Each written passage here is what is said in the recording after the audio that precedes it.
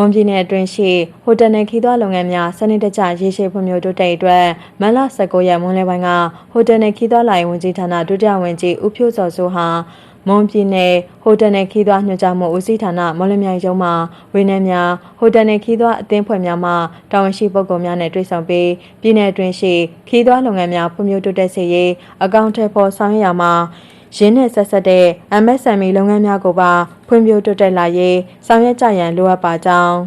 ခီးသွွားလုပ်ငန်းများဖွံ့ဖြိုးတိုးတက်ရေးအကောင့်ထဲပေါ်ဆောင်ရွက်ရမှာမိမိတို့လုပ်ငန်းနဲ့ဆက်ဆက်တဲ့ဗဟုသုတများပါတိုးတက်ရရှိရန်စ조사လေ့လာကြရန်မှာကြားပြီးဝန်ထမ်းများရဲ့တင်ပြချက်များပေါ်လိုအပ်တာများဖြည့်ဆည်းဆောင်ရွက်ပေးပါတယ်